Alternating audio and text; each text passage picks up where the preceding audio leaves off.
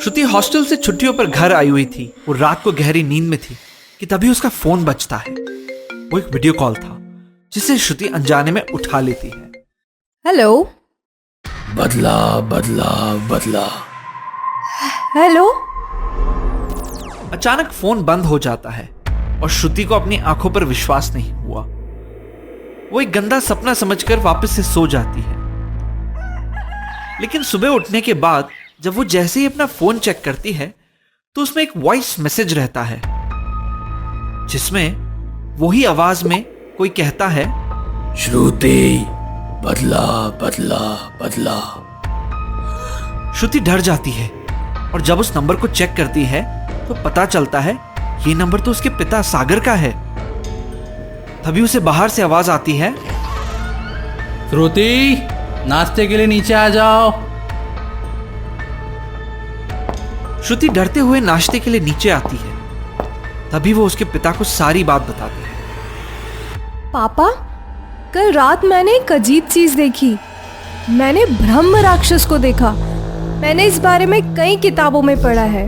वो एक ब्राह्मण होता है जो ब्रह्मा जी के श्राप से दानव बन जाता है। कहते हैं कि उसके पास ब्राह्मण की बुद्धि और राक्षस की ताकत दोनों आ जाती है।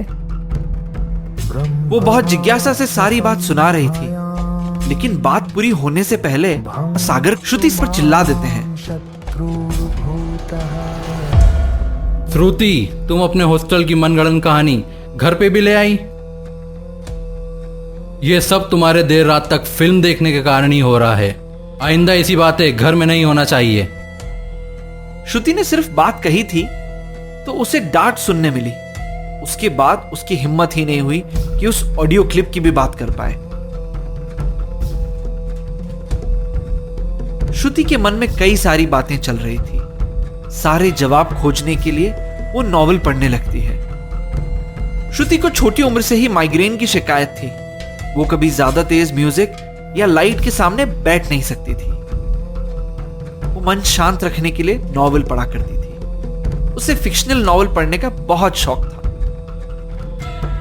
इस कारण वो दिन भर किताबें पढ़ती रहती थी और इस वक्त वो ब्रह्म राक्षस के बारे में खोज रही थी। लंबा वक्त बिताने के बाद उसकी आंखें झुकने लगती हैं। तभी वो बाथरूम में जाती है और गर्म पानी से अपना चेहरा धोती है। तभी एकदम से उसके कमरे में रखे उसके स्पीकर्स ऑन हो जाते हैं। पापा, बाहर आप हो क्या? वो पानी के नल को बंद करती है कि तभी बाहर से म्यूजिक की वॉल्यूम बढ़ जाती है। धीरे धीरे वॉल्यूम इतनी बढ़ जाती है कि श्रुति को ऐसा लगता है कि कोई कानों के पर्दों को खींच रहा हो। वो बहुत दर्द से चिल्लाती है, लेकिन म्यूजिक बंद ही नहीं होता है। वो कानों पर हाथ रखकर कमरे से बाहर निकलती है और देखती है कि कमरे में कोई भी नहीं था। वो जैसे तैसे स्पीकर उठाती है और खिड़की से बाहर फेंक देती है।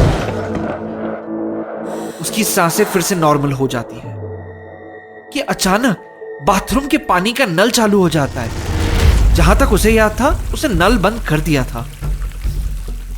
वो जैसे ही बाथरूम में जाती है तो बाथरूम में कोहरे के कारण कुछ दिख नहीं रहा था।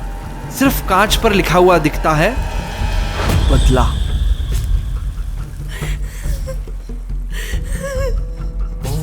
उस घटना के बाद श्रुति के साथ हर दिन कुछ ना कुछ अनहोनी होती गई। कभी लिखते लिखते अचानक लिखा जाता, श्रुति बदला चाहिए। कभी रातों को अचानक नींद टूट जाती। ऐसा लगता जैसे उसके साथ कमरे में उसके पास कोई सो रहा हो।